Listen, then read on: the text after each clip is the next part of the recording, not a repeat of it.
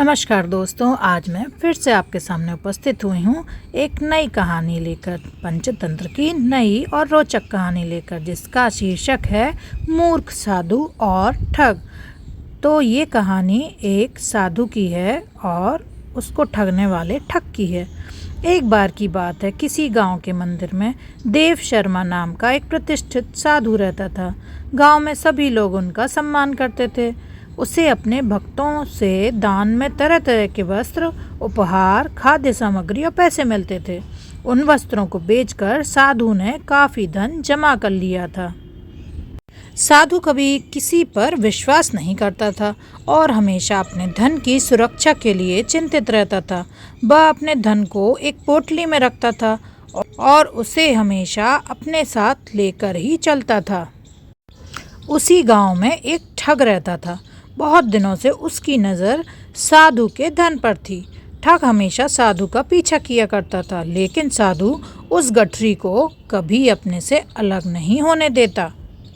आखिरकार उस ठग ने एक छात्र का वेश धारण किया और उस साधु के पास गया। उसने साधु से मिन्नत की कि वह उसे अपना शिष्य बना ले, क्योंकि वह ज्ञान प्राप्त करना चाहता था। साधु तैयार हो गया और इस तरह से वह ठग साधु के साथ ही मंदिर में रहने लगा। ठग मंदिर की साफ सफाई से लेकर अन्य सभी कार्य भी करता था और ठग ने साधु की खूब सेवा की और जल्दी ही उसका विश्वास पात्र बन गया। मतलब कि वह अब ऐसा हो गया था कि साधु अब उस पर बहुत विश्वास करने लगे थे। एक दिन साधु को पास के गांव में एक अनुष्ठान के लिए आमंत्रित किया गया। साधु ने वह आमंत्रण स्वीकार किया और निश्चित दिन साधु अपने शिष्य के साथ अनुष्ठान में भाग लेने के लिए निकल पड़ा। रास्ते में एक नदी पड़ी और साधु ने स्नान करने की इच्छा व्यक्त की। उसने पैसों की गठरी को एक कंबल के भीतर रखा और उसे नदी किनारे रख दिया। उसने ठग से सामान की रखवाली करने को कहा और खुद नहाने चला गया। अब देखो भाई, वो कभी भी अपनी गठरी नहीं छोड़ता था वो साधु पर। अब चूंकि इस ठग ने उनके साथ रह के उनका विश्वास जीत लिया था, तो साधु जिस गठरी को कभी छोड़ते नहीं थे, वो उस शिष्य के भरोसे छोड़कर नहाने चले गए, क्योंकि उस शिष्य ने उनके मन में एक विश्वास की जगह बना ली थी, यानी कि वो उस पर भरोसा करने लग गए थे। ठग को तो कब से इसी पल का इंतजार था। जैसे ही साधु नदी में डुबकी लगाने गया, वह रुपयों की गठरी लेकर चंपत हो गया। चंपत होने का मतलब होता है भाग गया, चुपचाप भाग जाना।